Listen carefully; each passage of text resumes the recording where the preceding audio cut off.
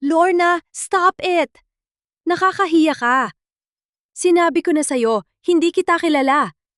You are just a former maid in our house na nagkaroon ng fixation sa akin dahil sa kabaitan ko. Please, guards, ilabas niyo ang babaeng ito. She's clinically unstable. Ang boses ni Samuel ay parang matalim na scalpel na humihiwa sa aking pagkatao. Nakatayo ako sa gitna ng entablado, sa harap ng daan-daang tao rito sa aming barangay sa Batangas. Suot ko ang pinakamagandang bestida na nabili ko sa ukay-ukay, na pinag-ipunan ko ng 3 buwan mula sa pagtitinda ng lumi. Hawak ko ang isang simpleng buke ng mga bulaklak na pinitas ko pa sa bakuran namin kaninang madaling araw. Akala ko, ang araw na ito ang katuparan ng lahat ng pangarap ko. Ang araw na maipagmamalaki ko sa buong mundo na ang asawa ko ay isa ng ganap na surgeon. Pero ang nakita ko sa harap ko ay hindi ang Samuel na hinalikan ako bago siya lumuwas ng Maynila noong nakaraang buwan. Ang Samuel na nasa harap ko ngayon ay nakasuot ng mamahaling puting coat at ang kanyang braso ay mahigpit na nakapulupot sa bewang ni Bianca. Isang babaeng parang galing sa mga pahina ng magazine, makinis, maputi at amoy mamahaling pabango. Samuel, anong sinasabi mo? Ako to, ang asawa mo, Lorna. Bulong ko, pero ang boses ko ay tila natutunaw sa ilalim ng malalakas na ilaw ng kompetisyon. 10 taon, Samuel. 10 taon akong nagpapakamatay sa pagbabalat ng sako sa akong bawang sa palengke para lang mapagtapos ka. Tignan mo ang mga kamay ko, Samuel. Tignan mo.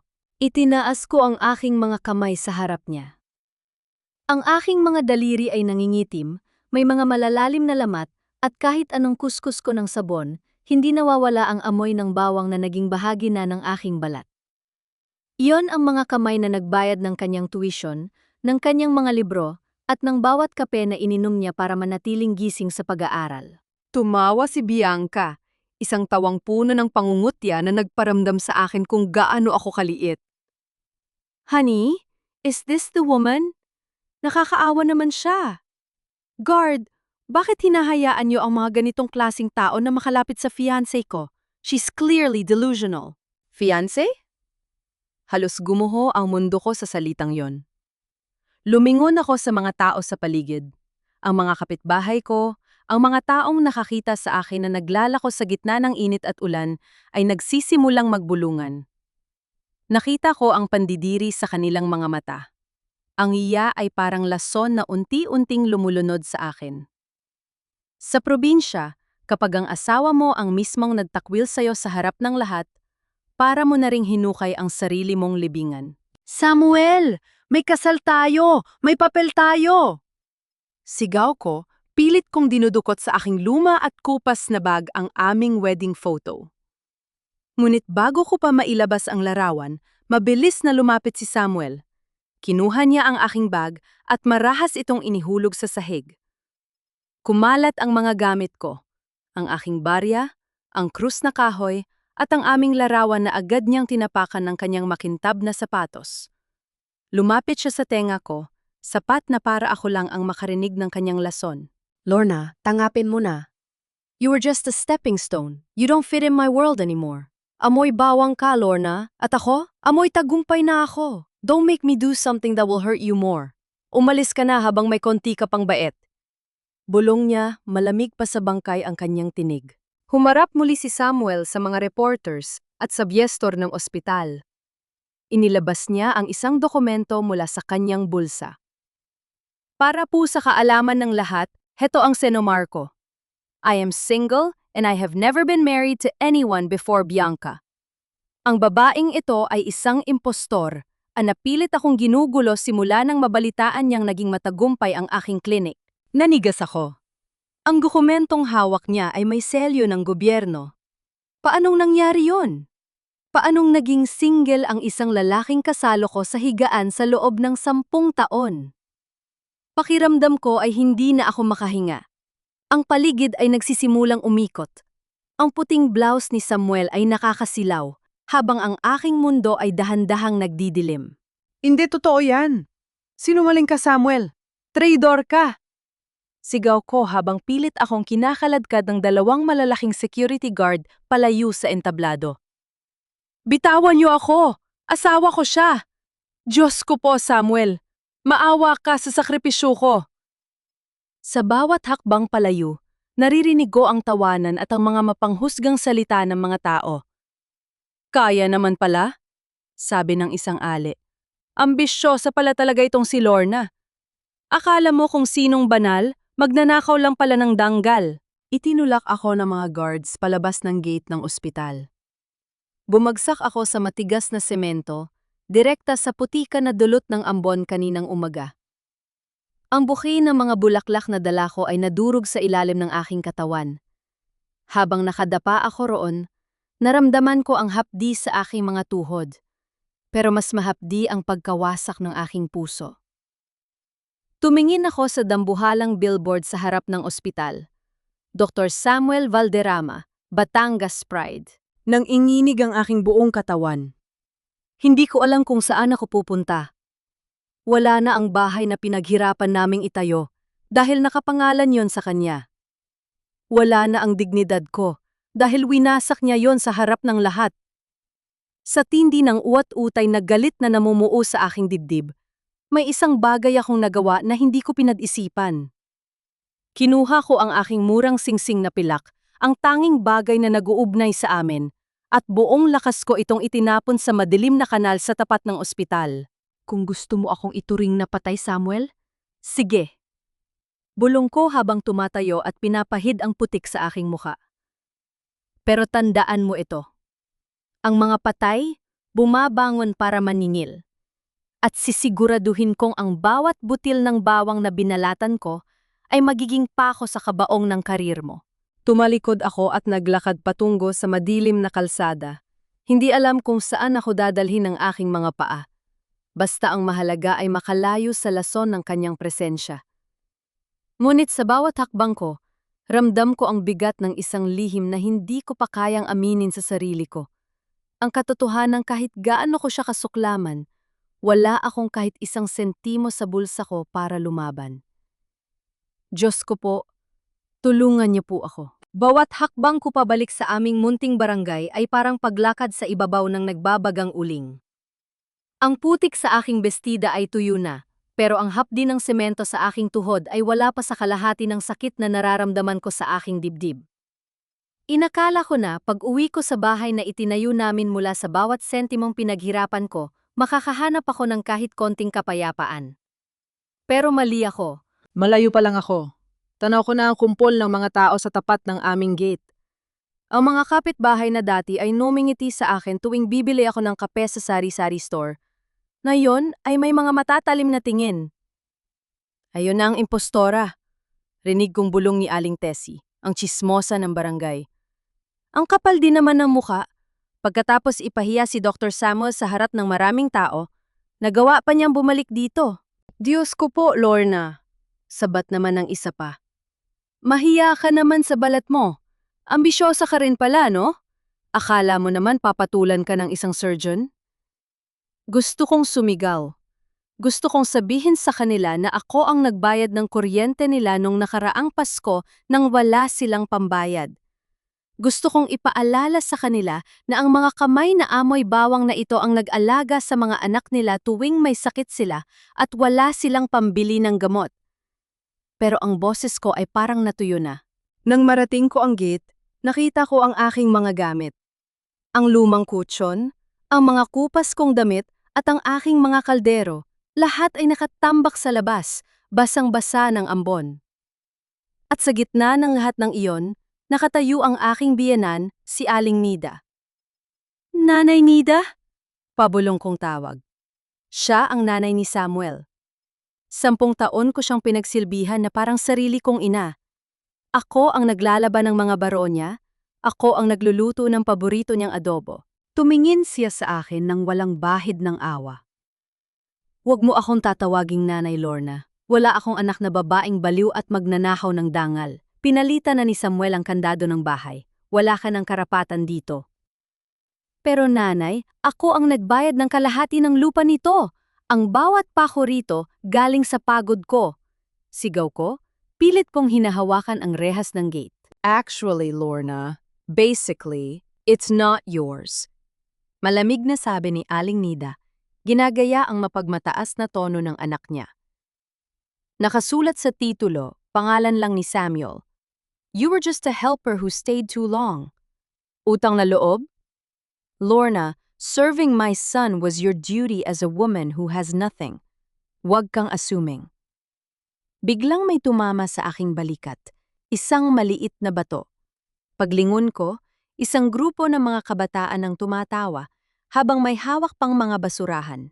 Alis na, baliw! Alis! Sigaw nila. Kasunod noon ang sunod-sunod na paghagis ng kung ano-anong dumi. Isang balat ng saging, tuyong dahon, at mga plastik na may tira-tirang pagkain. Bawat tama ng dumi sa aking balat ay parang latay ng latigo. Ang mga taong pinaglingkuran ko, ang komunidad na itinuring kong pamilya, ay tinalikuran ako dahil lamang sa isang puting coat at titulong doktor. Hiya, Lorna! Mahiya ka naman! Sigaw ng mga tao. Naramdaman ko ang mabilis na pagtibok ng aking puso. Ang matinding kahihiyan ay unti-unting napalitan ng isang malamig na poot. Hindi na ako umiyak. Sa halip, kinuha ko ang isang dakot ng lupa mula sa tapat ng gate ng bahay na kinuha nila sa akin. Mariin ko itong ikinom sa aking palad. Tandaan niyo ang araw na ito. Sabi ko ang boses ko ay hindi na naninginig. Umalingangaw yon sa gitna ng ingay ng barangay. Itinapon niyo ako na parang dumi, pero ang duming ito ang siyang lalamon sa inyo balang araw. Samuel, Nanay Nida, sa susunod na magkita tayo, sisiguraduhin kong kayo naman ang magmamakaawa sa paanan ko. Isang malakas na tawa ang isinagot ni Aling Nida bago niya marahas na isinara ang pinto ng bahay.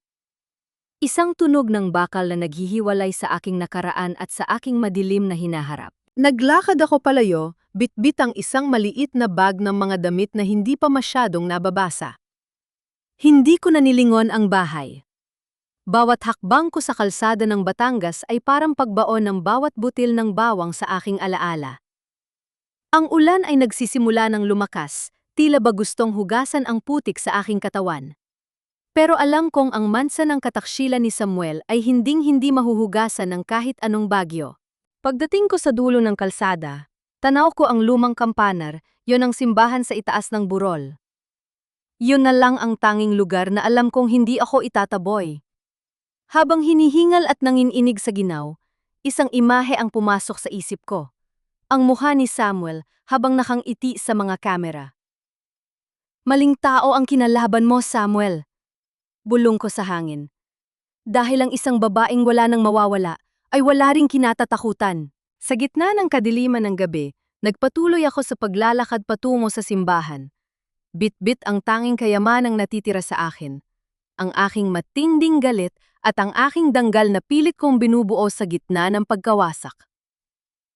Ang bawat patak ng ulan sa aking balat ay tila mga karayom na nagnanais pumasok sa aking mga buto. Humahangos ako, nanginginig at halos gumagapang na paakyat sa hagdanan ng lumang simbahan ng San Sebastian. Ang dilim ay kasing pait ng aking kapalaran, at ang tanging gabay ko ay ang mahinang liwanag ng kandila na sumisilip mula sa dambuhalang pintuan ng simbahan. Pagpasok ko, ang amoy ng insenso at lumang kahoy ay sumalubong sa akin. Huminto ang aking paghinga, katahimikan, isang katahimikang hindi mapanghusga, malayo sa mga boses sa barangay na tumawag sa akin na baliw at impostora. Napaluhod ako sa malamig na semento direkta sa paanan ng mahal na birhen. Doon sa harap ng altar ay tuluyan ng bumuhos ang mga luhang kanina ko pa pinipigilan. Diyos ko po, ano po ang kasalanan ko? Bulong ko, ang boses ko ay basag at puno ng hinagpis. 10 taon akong naging tapat. 10 taon akong nagtiis sa amoy ng bawang para lang iangat ang lalaking binaliwala ako sa harap ng lahat. Bakit niyo po hinayaang mamatay ang danggal ko sa harap ng mga taong pinaglingkuran ko? Sa gitna ng aking paghikbi, naramdaman ko ang isang mainit na kumot na dahan-dahang ipinatong sa aking mga balikat. Napalingon ako ng mabilis, puno ng takot na baka ito ang mga security guard ni Samuel na itataboy muli ako. Pero ang nakita ko ay, Isang babaeng mukhang bata pa, nakasuot ng salamin at isang simpleng business suit. Hawak niya ang isang plastic na mangkok na may umuusok pang sabaw.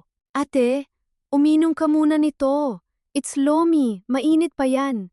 Galing yan sa maliit na karinderya sa tapat. Sabi ng babae. Ang boses niya ay mahinahon, walang halong pandidiri o paghusga. Hiyang-hiya ako. Tiningnan ko ang mga kamay ko, marumi, nangingitim ang kuko dahil sa putik at amoy bawang pa rin. Salamat po, pero wala po akong pambayad. Itinapon po ang lahat ng gamit ko. Numiti siya ng tipid. Hindi ko hinihingi ang bayad mo, ate. Please eat. You look like you haven't eaten for days. Habang dahan-dahan kong iniinom ang sabaw, tila ba bumalik ang konting lakas sa aking katawan? Ang anghang ng paminta at ang lapot ng sabaw ay nagpaalala sa akin ng mga panahong ako pa ang nagluluto para kay Samuel habang nag-aaral siya para sa board exam. Noon, masaya kaming magkasalo sa isang mangkok ng lomi. Ngayon, ang bawat subo ay lasang pagsisisi. Nang dahan-dahan kong inayos ang aking gulugulong buhok, nalaglag mula sa aking bulsa ang isang maliit na bagay. Isang tram kaitok na gawa sa lumang shell. Kupas na ang kulay nito at may maliit na lamat, pero ito ang kaisa-isang alalang itinago ko sa loob ng maraming taon. Napatitit ang babae sa tram kaitok. Biglang nagbago ang ekspresyon ng kanyang mukha. Nanlaki ang kanyang mga mata at dahan-dahan niyang kinuha ang shell mula sa sahig. Ate? Nasaan mo nakuha ito? Tanong niya, ang boses niya ay nanginginig na rin. Bigay po yan ng nanay ko. Sagot ko, pilit kong inaabot ang tram. Nung bata pa ako, ibinigay ko po yan sa isang mag-ina na nasalanta ng bagyo sa Batangas Port. Pero pagkalipas ng ilang taon, nakita ko po uli yan sa isang tiyangge at binili ko uli. Bakit niyo po tinatanong? Tumingin sa akin ang babae. Ang mga mata niya ay nagsisimulang tubuan ng luha. I knew it! Hindi ako pwedeng magkamali. Ate, ako yung batang yon. Ako yung batang binigyan mo ng pagkain at nitong tram na to noon panahong wala kaming makain ng nanay ko sa pantalan. Nanigas ako. Isang matinding pagkakataon o isang himala? Ako si Abby? Pagpapakilala niya, sabay punas ng kanyang luha. Ate Abby Santos na ako ngayon. My mother always told me, Abby, if you ever meet the woman with the shell hairpin, give her everything back. Utang na loob namin ang buhay namin sa'yo, ate. Hindi ako makapaniwala. Ang munting kabutihan na ginawa ko nun, bumalik sa akin sa panahong ako naman ang walang-wala. Abby? Abby, kailangan ko ng tulong. Hagulgul ko, hinawakan ko ang kanyang mga kamay. Ang asawa ko, si Dr. Samuel Valderrama, sinabi niya sa lahat na hindi niya ako kilala. Sinabi niyang wala kaming kasal. Itinapon niya ang buhay ko na parang basura. Tumigas ang mukha ni Abby. Nawala ang lambot sa kanyang mga mata at napalitan ito ng matinding talino ng isang abogado. Samuel Valderrama? I heard about his grand opening kanina. Everyone is talking about the golden doctor and his heiress wife. Ate, basically, he committed a crime. And I will not let him get away with this. Pero Abby, may dokumento siya. Senomar, sabi niya single siya. Sabi ko, pilit kong inaalala ang sakit ng sandaling yon. Actually, Atalona, documents can be faked, but the truth in the National Archives cannot be erased easily. Leave this to me, madiin na sabi ni Abby. Since I am a PAO lawyer, I will represent you for free. Babawiin natin ang lahat ng ninakaw niya sa'yo, mula sa bahay niyo hanggang sa danggal mong tinapakan niya. Sa gabing iyon, sa loob ng malamig na simbahan, nakaramdam ako ng isang init na hindi nanggaling sa sabaw ng lumi. Ito ay ang init ng pag-asa. Ang Diyos ay hindi natutulog. Nagpadala siya ng isang anghel na may suot na salamin para itayo ang isang babaeng tagalottoy na akala ng lahat ay tapos na. Samuel? Bulong ko habang nakatingin sa krus sa itaas ng altar. Hindi mo alam kung sino ang kinalaban mo. Dahil sa bawat butil ng bawang na binalatan ko, may isang batas na magpapatunay na ako ang legal mong asawa and basically, Your nightmare is just beginning. Ang amoy ng lumang papel at alikabok sa loob ng tanggapan ng Philippine Statistics Authority ay tila ba sumasakal sa aking paghina? 3 araw na ang nakalilipas mula nang mangako si Abby na tutulungan niya ako. At sa bawat oras na lumilipas, ang kaba sa aking dibdib ay lalong tumitindi. Nakaupo ako sa isang sulok ng parokya, naghihintay sa kanyang pagbabalik mula sa Manila. Ang bawat kalansing ng pintuan ng simbahan ay nagpapatalon sa aking puso. Nang pumasok si Abby, hindi ang masayang mukha ng isang tagumpay ang nakita ko. Ang kanyang mga mata ay puno ng matinding galit at pagkadismaya. Hawak niya ang isang makapal na folder na kulay dilaw, ang mga gilid nito ay tila ba nagdadala ng isang hatol na hindi ko pa handang marinig.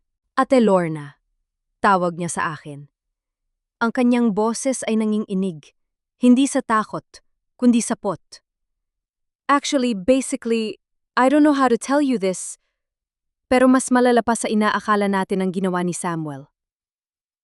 Abby, nahanap mo ba ang records ng kasal namin? Sabihin mo sa akin, may katotohanan ba ang sinasabi niya na hindi kami kasal?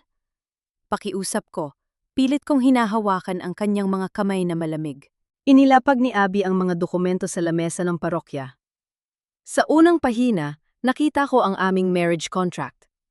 Ang mga pangalan namin, Lorna Magsino at Samuel Valderrama, ay malinaw na nakasulat doon. May selyo, may lagda, at may basbas ng simbahan at ng batas. Naramdaman ko ang panandaliang ginhawa. Andito naman pala, Abby, kasal kami. Pwede nating ipakita ito sa barangay. Tumingin ka sa susunod na pahina, ate. Madiin na sabi ni Abby. Dahan-dahan kong inilipat ang papel. Isang dokumentong may pamagat na Petition for Declaration of Presumptive Death. Binasa ko ang mga nakasulat at tila ba tumigil ang pag-ikot ng mundo ko. Ayon sa dokumento, si Samuel Valderrama ay nagsampa ng petisyon sa korte 2 taon na ang nakalilipas. Sinabi niya na ang kanyang asawa si Lorna ay biglang nawala at matapos ang 7 taong paghahanap, wala nang balita sa kinalalagyan nito. Ngunit ang mas masakit, may kalakip itong isang death certificate. Ang petsa ng kamatayan ko ay nakatala noong nakaraang taon. Sanhi ng pagkamatay? Unknown, missing against dead after search and rescue operations. Nabitawan ko ang papel. Ang mga kamay ko ay hindi lang nanginginig, tila ba nawala ng mga ito ng buhay? Paano niya nagawa ito? Abby, andito lang ako sa Batangas sa loob ng 10 taon. Nagpapadala ako sa kanya ng pera sa Manila buwan-buwan. May mga resibo ako ng padala sa Palawan Express at Western Union. Paano patay na ako sa papel? Iyon na nga ang point, Ate Lorna. Galit na sabi ni Abby habang itinuturo ang mga pirma sa likod ng petisyon. Samuel used his medical influence. He bribed some local officials and falsified affidavits. Sinabi niya sa korte na ang perang natatanggap niya ay galing sa insurance ng yumaong asawa at hindi galing sa'yo. Basically, he erased you from existence so he could get a Senomar and marry Bianca. Ginamit na niyang puhunan para magmukhang kawawang biyudo habang ikaw ay nagpapahirap magbalat ng bawang para sa kanya. Lapahilig ako sa pader. Hindi ko na kayang suportahan ang sarili kong bigat. Ang lalaking tinagkatiwalaan ko ng aking buhay ay hindi lang ako ipinagpalit. Pinatay niya ako sa harap ng batas. Para sa lipunan, para sa gobyerno, si Lorna Valderrama ay isa na lamang alaala. Isang kaluluwang wala ng boses. Diyos ko po, Samuel! Hikbi ko, ang bawat patak ng luha ko ay lasang-lason. Ganito ba kalaki ang galit mo sa akin? Ginamit mo o talino mo para lang ibaon ako habang humihinga pa ako. Huwag kang sumuko, Ate Lorna. Hinawakan ni Abby ang aking balikat ng napakahigpit. This is bigamy. This is falsification of public documents. In the eyes of the law, Bianca is not his legal wife. Ikaw pa rin. At ang mas masahol pa para sa kanya, kapag napatunayan nating buhay ka, lahat ng properties at share na nakuha niya gamit ang pangalan mo, kailangang ibalik sa'yo. Napatigil ako sa pag-iyak. Tiningnan ko ang aking mga kamay na nangingitim dahil sa bawang. Ang mga kamay na itinuring niyang marumi at kahiyahiya. Doon sa loob ng tahimik na simbahan ay may isang kakaibang lakas na sumibol sa aking dibdib. Isang lakas na hindi nanggaling sa awa, kundi sa matinding pagnanais na maningil. Abby, anong kailangan nating gawin? Tanong ko. Ang boses ko ay hindi nabasag. Ito ay naging matigas kasing tigas ng kapeng barako ng Batangas. Kailangan nating lumabas, ate.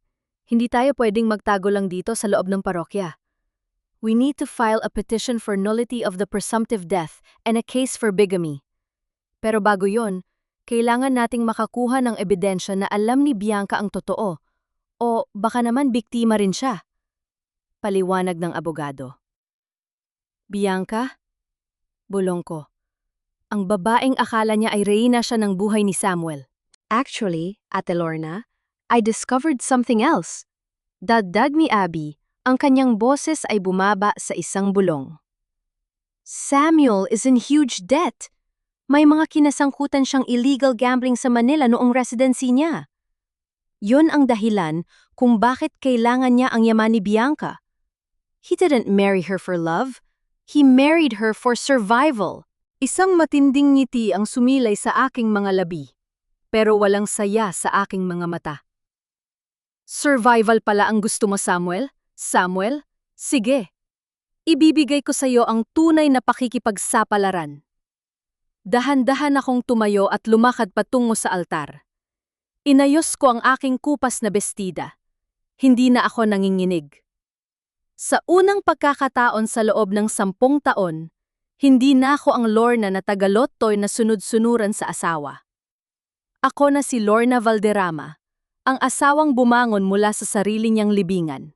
Abby, magganda ka na, sabi ko nang hindi lumingon.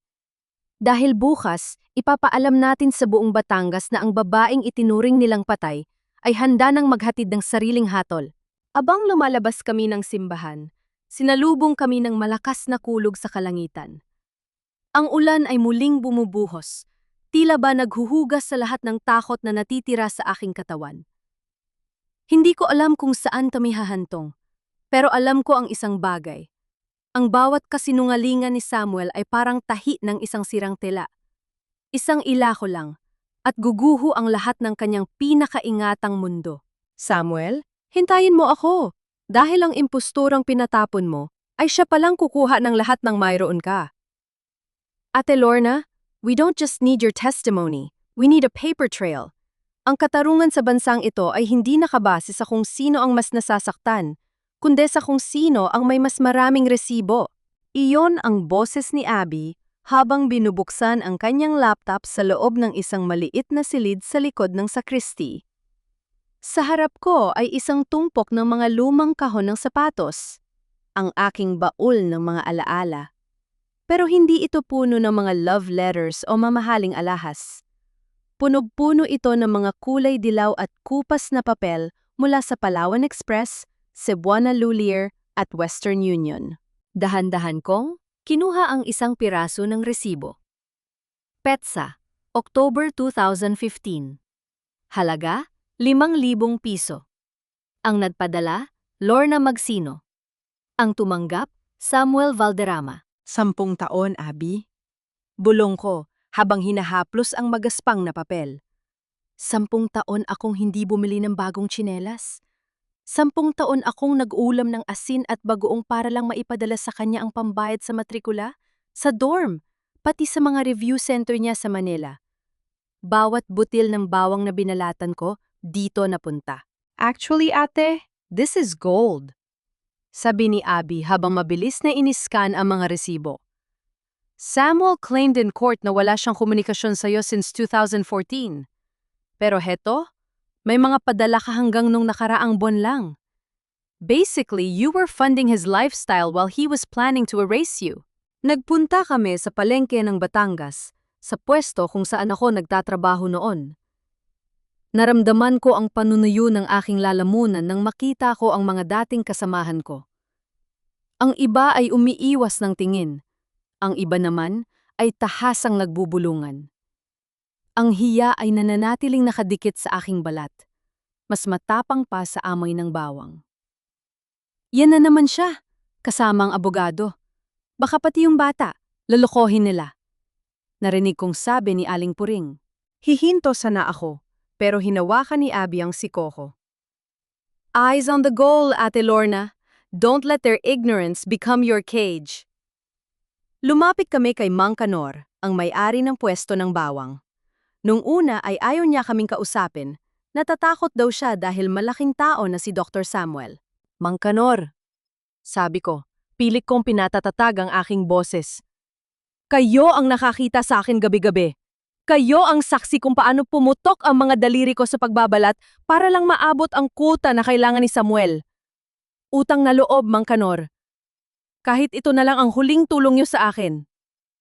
Tumingin si Mang Kanor sa aking mga kamay, pagkatapos ay sa determinasyon sa aking mga mata. Bumuntong hininga siya at may kinuha sa ilalim ng kanyang lamesa. Isang lumang logbook. Nandito lahat, Lorna. Bawat sako na binalatan mo, bawat araw na pumasok ka kahit may lagnat ka, itinago ko ito para sa accounting ng pwesto. Gamitin niyo to kung makakatulong, sabi ng matanda. Naramdaman ko ang biglang gaan ng aking dibdib. Ang bawat pahina ng logbook na yon ay nagsisilbing ledher ng aking sakripisyo. Hindi lang ito listahan ng trabaho.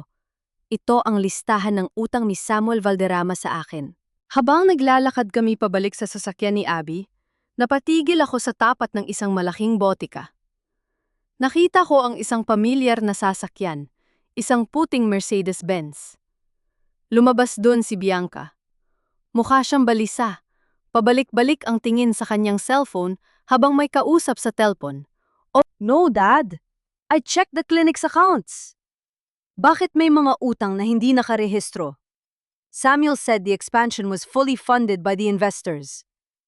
Sigaw ni Bianca, sapat na para marinig namin sa gilid ng kalsada. Nagkatinginan kami ni Abby. Mukhang nagsisimula ng mabutas ang barko ni Samuel. Actually, Ate Lorna, hindi lang tayo ang naghahanap ng katotohanan. Bulong ni Abby. Bianca is starting to smell the rot. Samuel is using her family's prestige to cover up his gambling debts. Sa sandaling iyon, inabot ni Abby sa akin ang kanyang phone. May ipinakita siyang bagong balita sa social media ng Batangas Medical Society. Magkakaroon ng isang gala night para sa anibersaryo ng ospital, at doon, gaganapin ang formal na pagpapakilala kay Samuel bilang bagong chief surgeon. Doon natin siya tatapusin, ate. Madiin na sabi ni Abby. But before that, we have one more stop. We need to face the person who helped him kill you on paper. Sino? Tanong ko. Si Aling Nida, your mother-in-law, sagot ni Abby. Because I found out na siyang pumirma sa affidavit na nagsasabing namatay ka sa isang aksidente sa dagat habang nagbabakasyon sa Mindoro. Nanlamig ang aking buong pagkatao. Ang babaeng itinuring kong ina, ang babaeng pinadalhan ko ng balikbayan box tuwing Pasko. Siya ang mismong humukay sa libingan ko sa papel. Naramdaman ko ang muling paghapdi ng aking mga kamay. Pero sa pagkakataong ito, hindi na ito hapdi ng bawang. Ito ay hapdi ng isang pusong handa ng maningil ng utang na hindi kayang bayaran ng kahit anong salapi. Tara na, Abby, sabi ko habang mahigpit ang hawak sa logbook ni Mang Kanor. Dahil sa bawat butil ng luha ko, sisiguraduhin kong may katumbas na rehas para sa kanila. Nakatayo ako sa labas ng isang mamahaling cafe sa tapat ng provincial capital ng Batangas. Suot ko ang isang simpleng puting blusa at maong na pantalon na bigay ni Abby. Kahit maayos na ang aking suot, ramdam ko pa rin ang tanginginig ng aking mga daliri. Hinaplos ko ang aking mga palad na puno ng kalyo, ang aking mga peklat mula sa 10 taon ng pagbabalat ng bawang. Ngayon, haharapin ko ang babaeng pinalit sa akin ng asawa ko. And Lorna, remember, you are the legal wife. Siya ang trespasser sa buhay mo, hindi ikaw sa kanya. Bulong ni Abby bago kami pumasok sa loob. Nakita namin si Bianca na nakaupo sa isang table sa dulo. Mukha siyang balisa, panay ang tingin sa rilo at sa kanyang mamahaling bag. Nang mapansin niya ang aming paglapit, agad na nagbago ang kanyang ekspresyon. Bumalik ang kanyang pagiging matapang at mapang-api. You again? Seriously? Guards! Bakit hinahayaan niyo ang babaeng ito na pumasok dito? Tili ni Bianca. Sapat na para lumingon ang ibang mga customer na puro mga opisyal ng gobyerno at mga negosyante. Actually, Bianca, basically, hindi kami nandito para gumawa ng eksena. Mahinahong sabi ni Abby habang inilalapag ang kanyang business card sa lamesa. I am Addie Abby Santos from PAO. I am the legal counsel of Mrs. Lorna Valderrama, ang kaisa-isang legal na asawa ni Dr. Samuel Valderrama. Tumawa si Bianca, isang tawang puno ng kaba na pilit niyang itinatago sa likod ng kanyang mapulang lipstick. Legal wife? My God, Ate! Hindi mo ba alam na patay na ang asawa ni Samuel? He has the death certificate. This woman is just an imposter na kamukha ng yumaong asawa niya. Dahan-dahan kong inilabas ang folder na dilaw. Inilapag ko ito sa harap niya. Binuksan ko ang pahina kung saan nakadikit ang aking death certificate na may pirma ni Aling Nida. Tingnan mo yan, Bianca. Sabi ko, ang boses ko ay matatag at walang panginginig. Ayon sa papel na yan, namatay ako noong nakaraang taon sa isang aksidente sa dagat. Pero ito ako, kaharap mo. Amoy bawang pa rin ang mga kamay, pero humihinga at naniningil. Napatitig si Bianca sa dokumento. Nakita ko ang dahan-dahang pagpula ng kanyang mukha at ang pang-ininig ng kanyang mga kamay na may suot na dambuhalang diamanteng singsing, isag singsing na alam kong binili gamit ang pera ng kanyang pamilya. Fake ito! Samuel would never do this! Sigaw ni Bianca. Pero hindi na kasing lakas ng dati ang kanyang boses. Actually, Bianca, hindi lang yan ang tinatago ni Samuel. Dagdag ni Abby. Alam mo ba na ang expansion ng clinic nyo ay kasalukuyang nakamortgage sa mga loan sharks dito sa Batangas? Samuel is drowning in gambling debts. Basically, he is using your father's name to buy time. Inaasahan niya ang appointment niya bilang vice director para makakuha ng malaking pondo at tumakas. Shut up! You're lying! Sigaw ni Bianca. Tumayo siya at akmang itatapon ang kanyang kape sa akin. Pero mabilis na nahawakan ni Abby ang kanyang braso. Bianca, look at me, sabi ko. Lumapit ako sa kanya hanggang sa magkatapat ang aming mga mukha. Minsan din akong naniwala sa mga matatamis na salita ni Samuel. Minsan din akong nabulag. Pero tignan mo ang ginawa niya sa akin. Pinatay niya ako sa papel habang nagtatrabaho ako para sa kanya. Do you think he won't do the same to you once you're no longer useful to him? Biglang napahawak si Bianca sa kanyang tiyan. Ang kanyang mukha ay nawalan ng kulay. Dun ko napansin ang bahagyang umbok sa kanyang suot na mamahaling dress. Buntis ka? Bulong ko. Isang matinding pait ang gumapang sa aking puso. Habang ako ay pinapatay niya sa batas, gumagawa na siya ng bagong buhay sa ibang babae. 3 months! Mahinang sabi ni Bianca. Tila ba nawalan siya ng lahat ng lakas? Napaupo siya uli sa silya.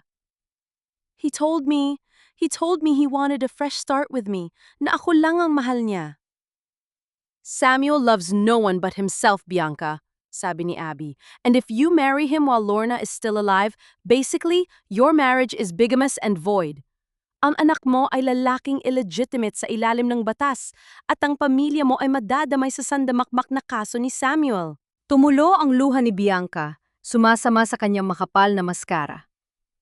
Sa pagkakataong ito, hindi ko naramdaman ang galit sa kanya. Naramdaman ko ang habag.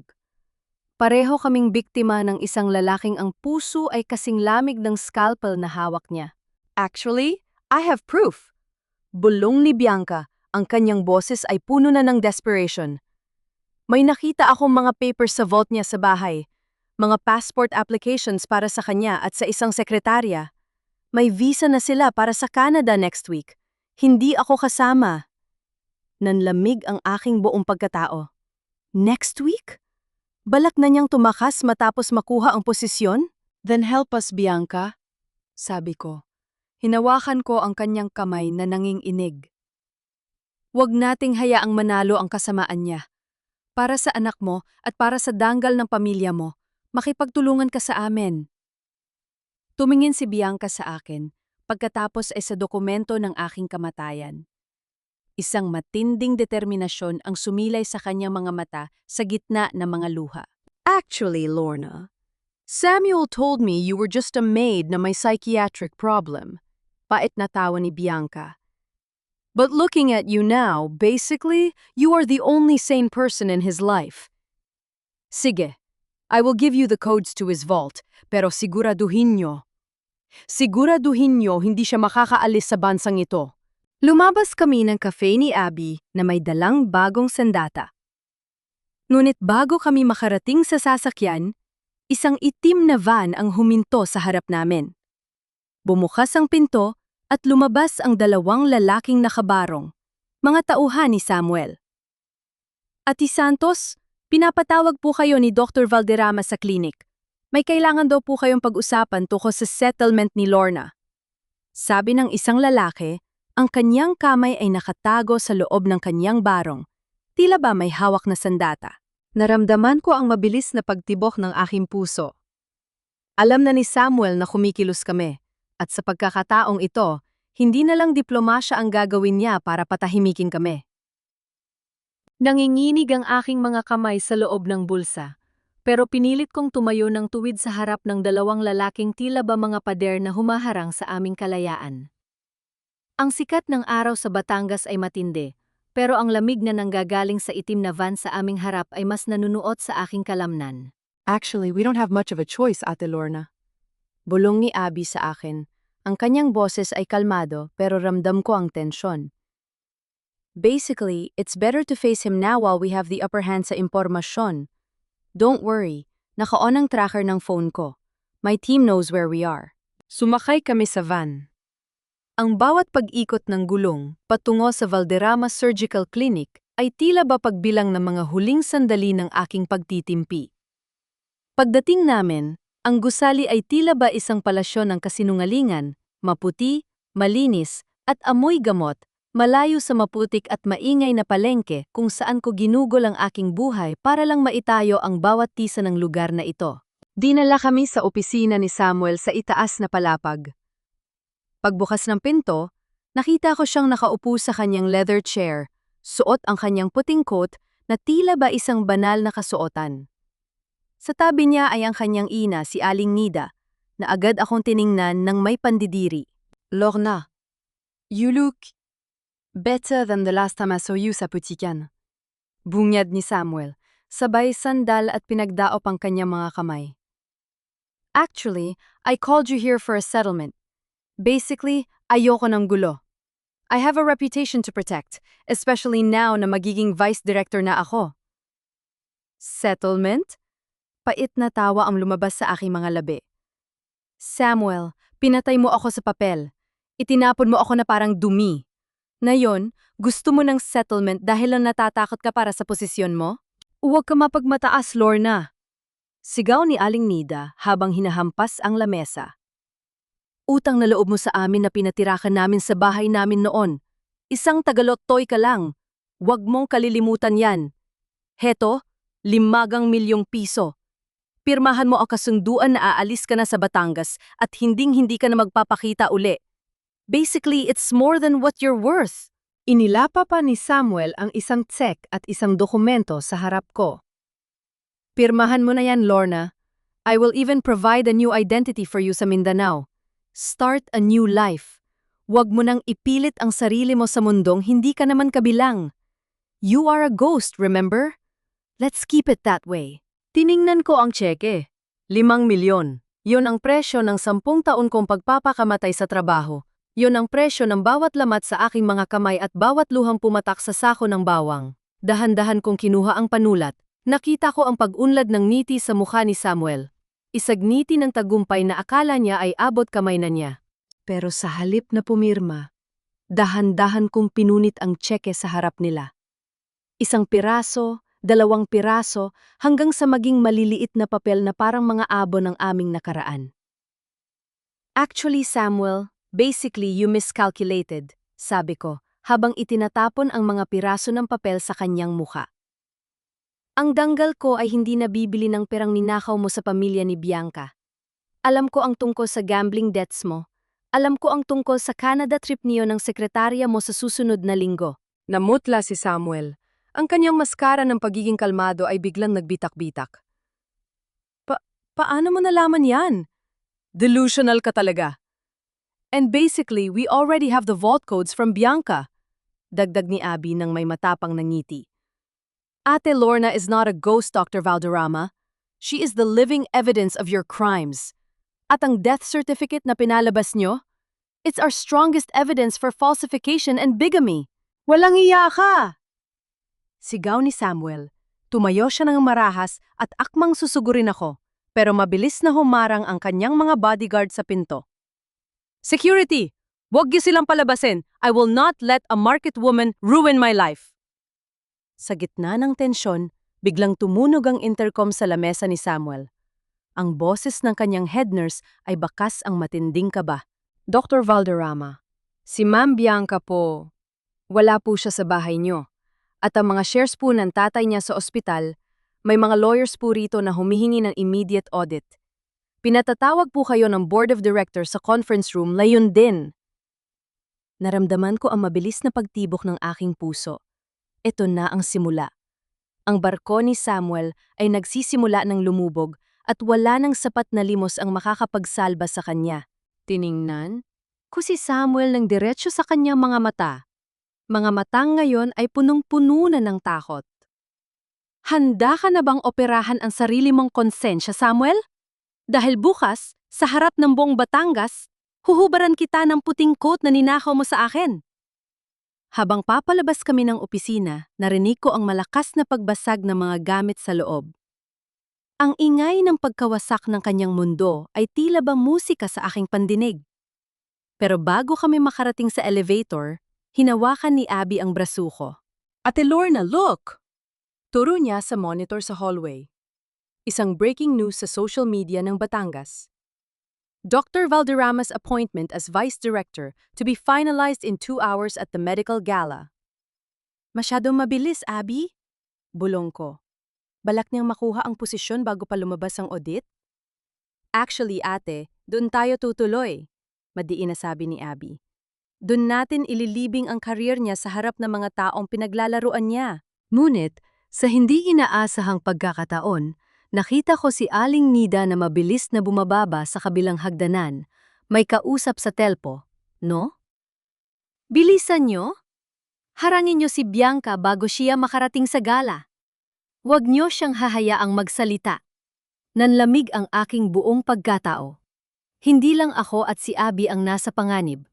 Maging ang batang nasa sinapupunan ni Bianca ay itataya ni Samuel para lang sa kanyang ambisyon. Bilisan mo, Abby! Maabutan nila si Bianca! Sigaw ko habang nakahawak ng mahigpit sa dashboard ng kanyang sasakyan. Ang kalsada ng Batangas ay tila ba naging isang karerahan ng buhay at kamatayan. Sa bawat kanto, bawat liko, ang takot ko ay hindi para sa sarili ko, kundi para sa batang dinadala ng babaeng kinamumuhian ko sana. Pero sa pagkakataong ito, wala ng legal wife o mistress. 2 babae na lamang kaming niloko ng iisang demonyo. I'm trying, Ate Lorna. Basically, traffic is not helping. Sagot ni Abby, habang pilit na ino-overtake ang mga jeepney at tricycle sa aming harap. Nakita namin ang puting Mercedes-Benz ni Bianca sa gilid ng isang madilim na bahagi ng kalsada patungo sa simbahan. Nakapalibot dito ang 2 itim na sasakyan, ang mga tauhan ni Samuel. Kitang-kita ko si Bianca sa loob, nakakuyom ang mga kamay sa manibela habang pilit na binabasag ng isang lalaki ang salamin ng kanyang bintana. Diyos ko po! Bulaslas ko. Abby! Doon!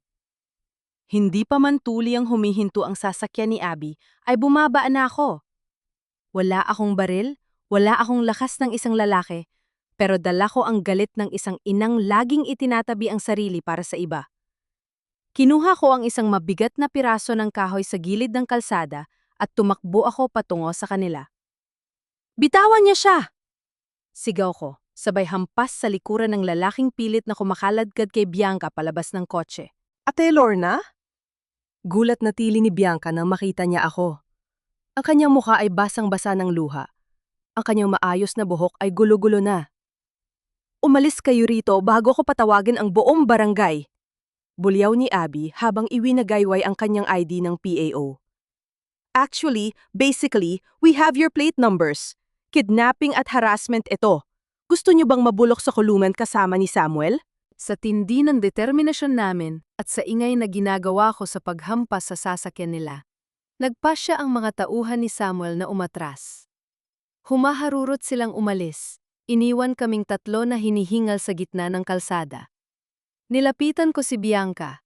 Nanginginig siya, nakahawak sa kanyang tiyan na tila ba yon ang tanging kayamanan niya sa mundo. Are you okay? Ang bata? Tanong ko. Actually, I thought he loved me. Hikbi ni Bianca, tuluyan nang bumagsak ang kanyang kayabangan. Napapo siya sa semento, hindi inalinta na ang dumi ng kanyang mamahaling dress. Lorna, sorry. I'm so sorry. I called you names. I treated you like trash. Pero ikaw pa ang nagligtas sa akin. Lumuhod ako sa harap niya. Hinawakan ko ang kanyang mga kamay, ang makinis niyang kamay na kailanman ay hindi nakaamoy ng bawang, at ang magaspang kong kamay na puno ng peklat ng sakripisyo. Bianca, stop. Hindi na ito tungkol sa akin o sayo. Mahina kong sabi. Ang pag-ibig ni Samuel ay parang bulok na tahi sa isang sugat. Akala mo magaling na, pero sa loob, nagnanaknak pa na pala. Basically, he used us both as his surgical tools. Ginamit niya ang pagod ko para makatapos, at ginamit niya ang yaman mo para makatakas. He has the original documents in his vault. Bulong ni Bianca habang pinapahid ang kanyang luha. Inilipat na niya ang kalahati ng shares ng tatay ko sa pangalan ng kumpanya niya sa Canada. If he signs that appointment later at the gala, basically, he gets the full authority to liquidate everything. Tatakasan niya tayo, Lorna. Pati ang anak ko. Hindi niya kikilalanin. Tumingin si Abby sa kanyang relo. 1 hour left, Ate Lorna. The medical gala is starting. This is our only chance. Kapag nakuha niya ang posisyon, basically, mas mahihirapan tayong gibain ang kredibilidad niya. Abby, ibigay mo sa amin ang plano. Sabi ko habang tinutulungang tumayo si Bianca. Actually, I have a better idea. Sabi ni Bianca, may matinding apoy na sumiklab sa kanya mga mata. Samuel loves a grand stage, right? Then we will give him the performance of a lifetime. Lorna, you are the legal wife. I am the witness to his fraud. And Abby, you are the hand of the law. Handa ka na ba, Bianca? Tanong ko. Basically, Lorna, I have nothing to lose anymore but my dignity, and I want it back. Madiin niyang sagot. Sumakay kaming tatlo sa sasakyan ni Abby. Ang bawat butil ng bawang na binalatan ko noon ay tila ba nagiging mga punlo sa aking utak. Samuel, akala mo ba ay nabaon mo na ako sa limot? Akala mo ba ay isa na lamang akong multo ng nakaraan? Ngayong gabi, ang multong pinatay mo sa papel ay lalakad sa harap mo. At ang reynang akala mo ay sunod-sunuran sa'yo, ang siyang hihila sa korona mong gawa sa kasinungalingan. Batangas Medical Gala, here we come! Bulong ni Abby habang mabilis na pinapatakbo ang sasakyan. Naramdaman ko ang mabilis na tibok ng aking puso. Hindi na ito tibok ng takot. Ito ay tibok ng katarungang matagal nang naghihintay. Samuel Valderrama, ihanda mo ang iyong sarili. Dahil ang operasyong gagawin namin sa iyo ngayong gabi ay walang anesthesia. Ang Grand Ballroom ng Batangas Plaza Hotel ay punong-puno ng mga taong nakasuot ng kani-kanilang mga maskara ng yaman at tagumpay. Ang mga chandelier ay kumukutitap, tila ba nangungutya sa dilim na pinanggalingan ko. Amoy ng mamahaling alak at mga bulaklak ang bumabalot sa hangin, malayo sa malansang amoy ng kanal at tuyong bawang na naging pabango ko sa loob ng 10 taon. And Lorna, take a deep breath. You belong here more than he does, bulong ni Abby habang iniayos ang aking suot na itim na bestida. Hindi ito marangya. Pero sa pagkakataong ito, pakiramdam ko ay suot ko ang isang balute. Sa tabi ko, si Bianca ay nakatayo ng tuwid sa kabila ng pamumutla. Suot niya ang kanyang pinakamahal na alahas, hindi para magyabang, kundi para gamitin ang kanyang katayuan bilang anak ng Viestor upang makapasok kami sa loob ng walang humaharang. Actually, guards, they are with me, my special guests, madiin na sabi ni Bianca nang harangin kami sa main entrance. Dahil sa takot na mapahiya sa harap ng maraming doktor, walang nagawa ang mga security, kundi patuluin kami. Pagpasok namin, tumambad sa malaking screen sa gitna ng entablado ang mukha ni Samuel. Nakangiti siya, mukhang kagalang-galang habang ipinapakita ang kanyang mga accomplishments. Ang bawat palakpakan ng mga tao ay parang sampal sa aking pisngi. Ang lalaking ito, na itinuring akong patay sa harap ng batas, ay ipinagdiriwang ngayon bilang bayani ng medisina. Look at him. Parang walang bahid ng dumi ang budi. Pait na sabi ni Bianca habang nakatingin kay Samuel na kasalukuyang nakikipagkamay sa mga opisyal ng health department. Hayaan mo siyang magpakasasa sa huling sandali ng kanyang ilusyon. Sagot ko. Hinaplos ko ang aking mga palad. Ramdam ko pa rin ang mga lamat ng aking balat, ang mga peklat ng aking sakripisyo. Nagsimula ang programa. Umakyat sa podium ang viestor ng ospital, ang tatay ni Bianca.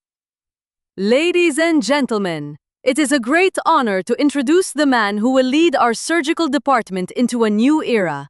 A man of integrity and excellence, Dr. Samuel Valderrama. Lumakad si Samuel patungo sa gitna ng entablado sa gitna ng masigabong palakpakan.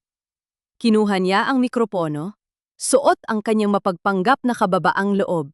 Actually, basically, I am humbled by this appointment. Simula ni Samuel, ang kanyang boses ay umaalingaw-ngaw sa buong hall. Ang tagumpay na ito ay hindi lang para sa akin. It is for my family, especially for my fiancé Bianca, na naging inspirasyon ko sa bawat operasyon.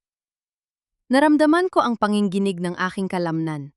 Ang kapal ng mukha niya na gamitin si Bianca sa harap ng lahat habang may nakatago siyang plane ticket patungong Canada kasama ang ibang babae. Abby, handa na ba ang lahat? Tanong ko. Actually, ate, ang technical booth ay kontrolado na ng team ko. Bianca gave us the master files ng presentation ni Samuel. We just swapped them with the truth. Nisi ni Abby. Dahan-dahan akong lumapit sa gilid ng entablado, nakatago sa dilim ng mga kurtina. Nakita ko si Samuel mula sa malapit. Kumikislap ang kanyang mga mata sa kasakiman. Akmang pipirmahan na niya ang appointment papers sa ibabaw ng podium nang biglang namatay ang mga ilaw sa ballroom. Natahimik ang lahat. Isang matinding kaba ang bumalot sa paligid. Technical problem? Actually, someone fixed this! Sigaw ni Samuel halatang iritado. Biglang bumukas ang gambuhalang screen sa likuran niya. Pero hindi ang kanyang profile ang lumitaw. Ang bumungad sa lahat ay ang isang malinaw na kopya ng aking death certificate. Ang pangalan ko, Lorna Ngagsino Valderrama, ay nakasulat sa malalaking letra kasama ang pirma ni Aling Nida bilang saksi sa aking pagkamatay. What is this? Patayin niyo yan? Hiyaw ni Samuel. Ang kanyang boses ay pumiyok sa takot.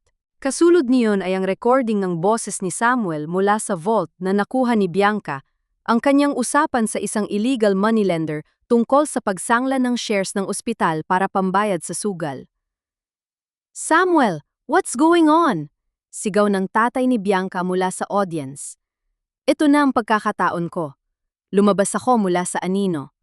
Ang bawat hakbang ko sa gitna ng spotlight ay parang pagdurog sa bawat kasinungalingan ni Samuel. Ang amoy ng bawang sa aking alaala ay napalitan na ng amoy ng katarungan.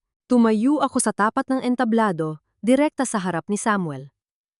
Ang kanyang muka ay nawalan ng kulay, tila ba nakakita siya ng totoong multo. Actually, Samuel, basically, ang multong pinatay mo sa papel ay narito na para maningil. Madiin kong sabi sapat na para marinig ng lahat sa pamamagitan ng lapel mic na palihim na ikinabit ni Abby sa podium kanina. Napaatras si Samuel, nabitawan niya ang panulat na gagamitin sana niya sa kanyang promosyon. Ang buong ballroom ay naging kasing tahimik ng isang sementeryo. Lahat ng mata ay nakapako sa amin, ang asawang taga-lotto at ang doktor na pumatay sa kanyang danggal. Lorna? Paanong? Nauutal niyang sabi. Sa sandaling yon, lumabas si Bianca mula sa karamihan. Bit-bit ang orihinal na marriage contract namin na ninakaw niya sa vault ni Samuel. Inihagis niya ito sa paanan ni Samuel. The operation is a failure, Samuel. Malamig na sabi ni Bianca. And this time, you are the one on the table.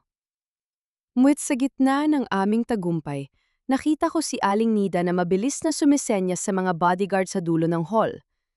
Isang malakas na kalabog ang narinig ko sa pintuan. Hindi lang kami ang handa sa gabing ito. Ang paligid ay tila ba naging isang slow motion na eksena sa pelikula? Habang lumalapit ang mga bodyguard ni Aling Nida, naramdaman ko ang mahigpit na hawak ni Abby sa aking braso. Hindi siya natatakot. Sa halip, inilabas niya ang kanyang megaphone at itinapat ito sa mikropono ng podium.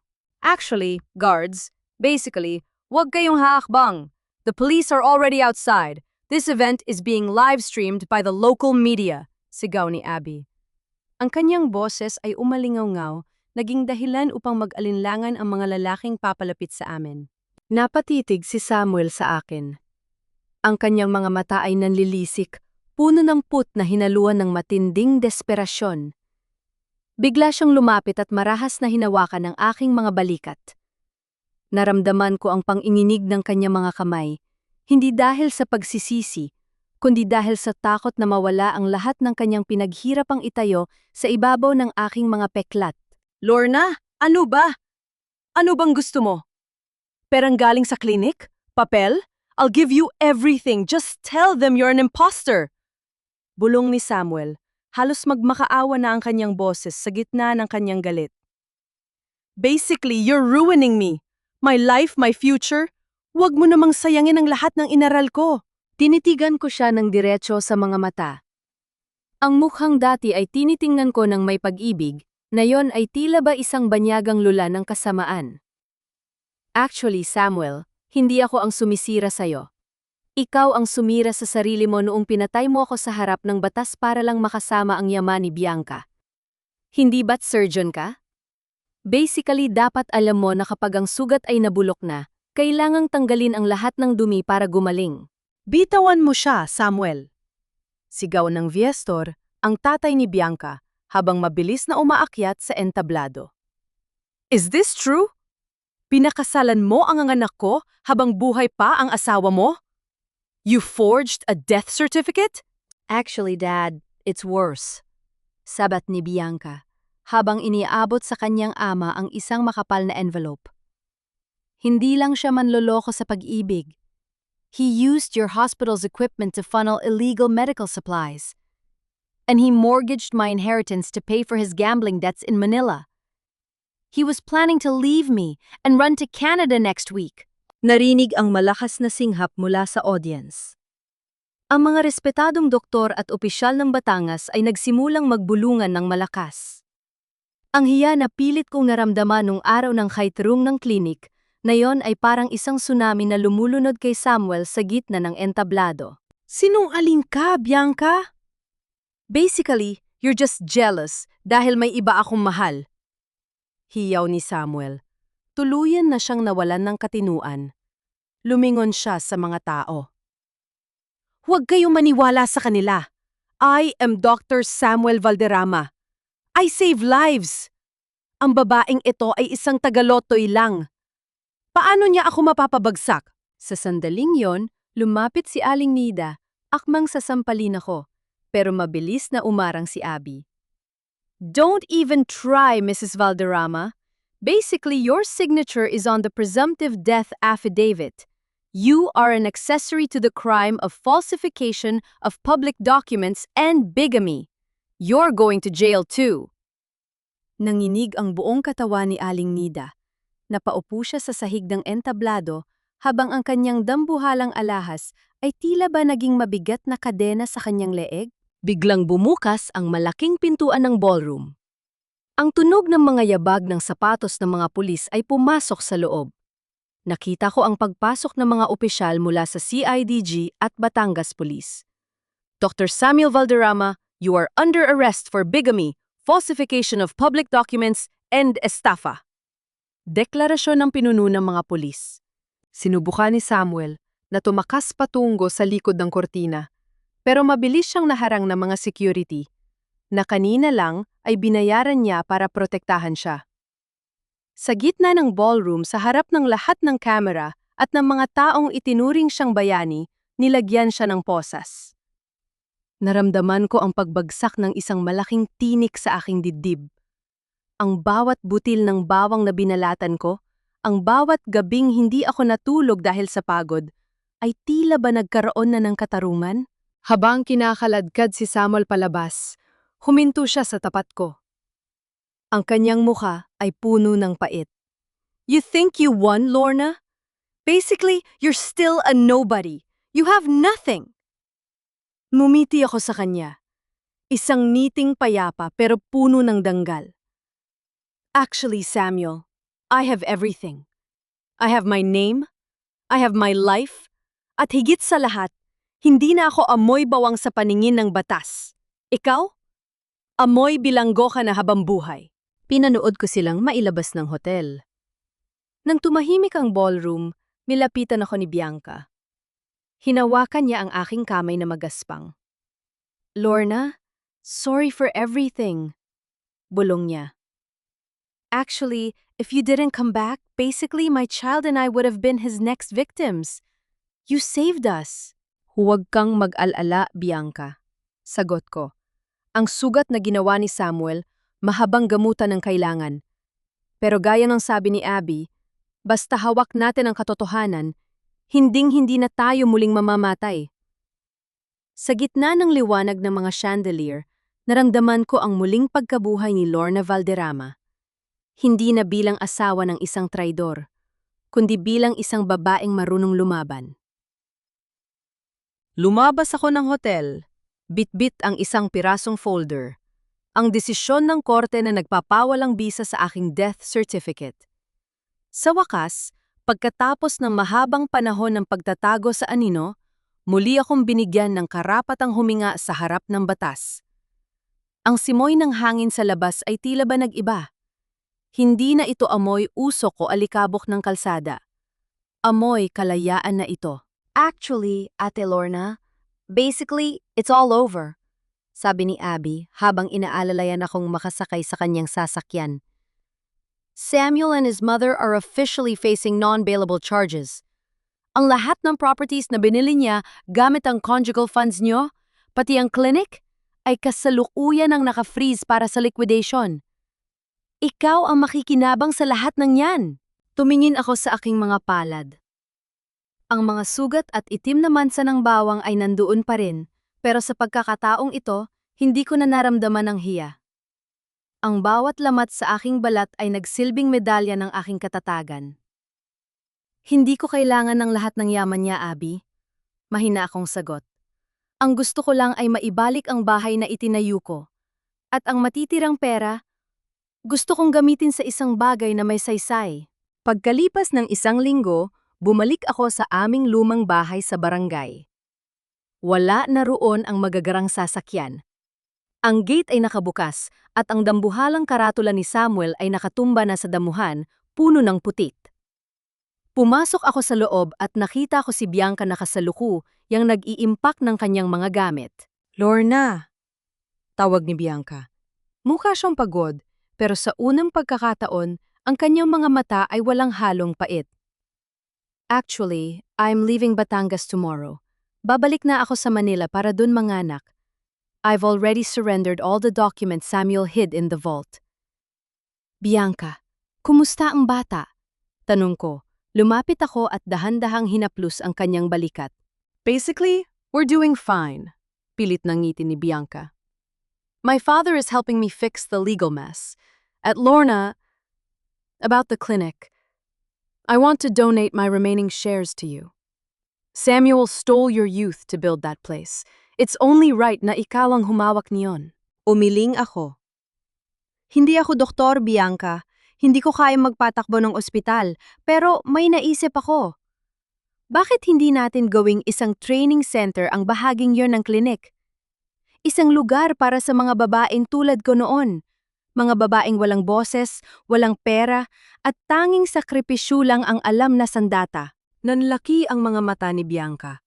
Isang bagong liwanag ang sumilay sa kanyang muka. Basically, a sanctuary? Kalinga ni Lorna? Actually, I love that idea. I can help with the funding and the NGO registration. Bago matapos ang araw, nagpasya akong bisitahin si Samuel sa provincial jail. Gusto kong makita ang lalaking nagbaon sa akin sa limot. Nang lumabas siya sa visitation room, hindi ko nakita ang makintab na Dr. Valderrama. Ang suot niya ay orange na t-shirt ng bilanggo. Ang kanyang buhok ay magulo, at ang kanyang mga mata ay punong-puno ng desperation. Lorna! Lorna, pakiusap! Sigaw niya na makita ako sa likod ng salamin. Tulungan mo ako! Talk to Abby! Tell her we can settle this! Basically, we are still family, right? Mahal mo ako, di ba? Tiningnan ko siya ng walang emosyon. Ang pusong dati ay tumitibok para sa kanya ay tila ba naging bato na sa lamig.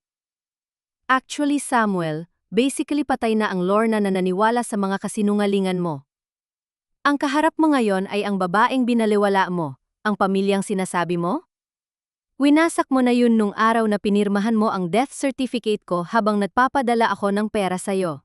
Lorna, please! Isipin mo si Nanay Nida. Matanda na siya, hindi niya kaya sa loob. Pagmamakaawa niya, ang kanyang mga kamay ay humampas sa salamin. Ang nanay mo ang mismong naging saksi sa pagkamatay ko sa papel, Samuel. Ngayon, hayaan niyo ang batas ang maging saksi sa pagkabulok ng inyong konsensya. Malamig kong sagot. Huwag mo na akong tatawaging asawa. Dahil simula ngayon, Lorna Magsino na ang pangalan ko. Isang babaeng buhay, humihinga at malaya. Tumayo ako at naglakad palabas, hindi pinansin ang kanyang mga pagsigaw at pagmamakaawa.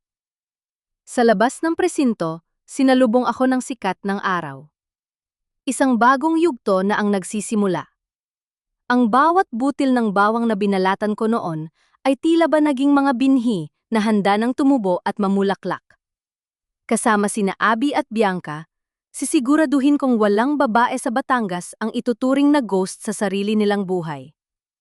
Dahil ang tunay na operasyon para sa katarungan ay nagsisimula pa lang. 2 taon ang mabilis na lumipas, at ang simoy ng hangin dito sa Batangas ay tila ba naging mas presko at puno ng buhay? Wala na ang malansang amoy ng pagtataksil na dating sumasakal sa aking paghinga. Sa bawat umaga na nagigising ako, ang unang sumasalubong sa akin ay ang bangmunang kumukulong sabaw ng lumi at ang tawanan ng mga kababaihan sa loob ng kalinga ni Lorna. Nakatayo ako sa gitna ng malawak na kusina ng aming center. Timitigan ko ang aking mga kamay habang nagbabalat ako ng bawang. Ang mga daliri ko ay may mga peklat pa rin, nangingitim pa rin ang mga kuko sa hirap ng trabaho, pero sa pagkakataong ito, hindi ko na nararamdaman ang hiya. Ang bawat lamat sa aking balat ay nagsisilbing marka ng aking pagkapanalo. Hindi na ito amoy ng pagiging alila. Ito na ang amoy ng danggal. Ate Lorna, handa na po ang mga certificate para sa graduation ng batch ngayong buwan. Masayang sabi ni Bianca habang papasok sa kusina. Karga-karga niya ang kanyang anak, isang batang lalaki na napakalusog at may mga matang nagniningning. Si Bianca ay hindi na ang mapagmataas na tiyuthu na nakilala ko noon. Siya na ang tumatayong administrator ng ating foundation at ang bawat sentimo ng kanyang mana ay inilaan niya para sa pagpapatayo ng mga livelihood programs para sa mga inabandunang asawa. Salamat, Bianca. Pakilapag na lang sa lamesa ni Ate Abby. Sagot ko ng may matamis na ngiti. Dumating din si Abby. Bit-bit ang kanyang briefcase na laging punong-puno ng mga legal papers. Actually, Ate Lorna, basically kakatanggap ko lang ng balita mula sa korte. Final and executory na ang desisyon. Ang lahat ng naiwang yaman ni Samuel na napatunay ang galing sa conjugal partnership nyo ay tuluyan ng nailipat sa pangalan ng foundation. Wala na siyang kahit anong kontrol. Huminga ako ng malalim. Ang katarungan ay hindi lamang tungkol sa pagpapakulong sa taong nanakit sa atin. Ito ay tungkol sa pagbawi sa ating boses at paggamit nito para magsilbing liwanag sa iba. Nabalitaan ko na si Samuel ay nananatili pa rin sa loob ng bilangguan. Sinasabing doon niya nararanasan ang tunay na pag-iisa. Wala ng puting coat, wala ng mga tagahanga, at wala ng asawang magsasakripisyo ng 10 taon para sa kanya. Ang kanyang ina, si Aling Nida, ay kasalukuyan ding nagsisilbi ng kanyang sentensya. Sinasabing paulit-ulit silang nagbabantayan sa loob, 2 taong nabulag ng kasakiman na ngayon ay kinakain ng sarili nilang anino. Paglabas ko sa harap ng center, sinalubong ako ng mga palakpak na mga taong barangay. Ang mga taong dati ay nambato sa akin ng dumi, ngayon ay yumuyukod ng may paggalang tuwing dadaan ako. Hindi ko na kailangang magpaliwanag. Ang bawat pader ng kalinga ni Lorna ang nagsisilbing saksi sa aking katotohanan. Tiningnan ko ang langit ng Batangas. Ang sikat ng araw ay tumatama sa aking mukha, mainit at payapa. Natutunan ko na ang buhay ay parang isang butil ng bawang, kailangang balatan ng paulit-ulit, kailangang dumaan sa hapdi at pait bago lumabas ang tunay na sarap at halaga nito. Hindi na ako ang Lorna na tagalottoy na itinuring na patay. Ako si Lorna Magsino, ang babaeng bumangon mula sa sariling niyang libingan upang magtayo ng isang tahanan kung saan ang bawat sugatang puso ay may puwang para gumaling. Sa bawat tahi ng aking bagong buhay, wala nang puwang para sa kasinungalingan. Malaya na ako. At sa pagkakataong ito, ako na ang humahawak ng sarili kong scalpel para hiwain ang bawat kadiliman na susubok muling bumalik. Tapos na ang operasyon. Ang sugat ay hilom na at ang pasyente ay handa na sa kanyang bagong simula. Sa bawat patak ng luha at bawat butil ng bawang na binalata ni Lorna, muli nating napatunayan na ang katarungan ay hindi natutulog. Ang kwento ni Lorna ay hindi lamang kwento ng paghihiganti, kundi kwento ng pagbawi sa sariling danggal at pagpapahalaga sa ating tunay na kakayahan bilang mga kababaihan. Mga mahal kong tagapakinig, maraming salamat sa inyong pananatili sa mahabang biyaheng ito. Ramdam ko ang inyong pakikiramay kay Lorna nung siya ay itinaboy sa ulanan at ang inyong galit sa kataksilan ni Samuel. Aminin ko, habang isinusulat ko ang bawat kabanata, naramdaman ko rin ang hapdi sa aking mga daliri, tila ba kasama ko si Lorna sa bawat sako ng bawang na kanyang binalatan para sa isang lalaking hindi marunong tumanaw ng utang na loob. Ang kwentong ito ay kinuha sa mga karanasan ng maraming kababaihan na tahimik na lumalaban para sa kanilang karapatan sa bawat sulok ng ating bansa. Sa inyong palagay, tama ba ang naging desisyon ni Lorna na wag nang tanggapin ang kahit anong tawad mula kay Samuel at piliin ang kanyang sariling kalayaan? Kung kayo ang nasa sitwasyon niya, kaya niyo rin bang gawing tulay ang inyong pait para makatulong sa ibang tao? Nais kong malaman ang inyong mga saloobin. Ibahagi niyo ang inyong mga kwento sa comment section. Nagluluto man kayo ng hapunan para sa pamilya? O nagpapahinga matapos ang isang mahabang araw ng trabaho? Lagi kaming narito para makinig. Huwag kalimutang i-like at i-share ang ating kwento upang mas marami pang puso ang maabot ng mensahe ng katatagan ni Lorna. Maging matatag, magmahal ng tapat, at laging tandaan na ang inyong tadhana ay kayo ang may hawak ng panulat. Hanggang sa muli nating pagkikita sa susunod na kabanata ng buhay at katarungan.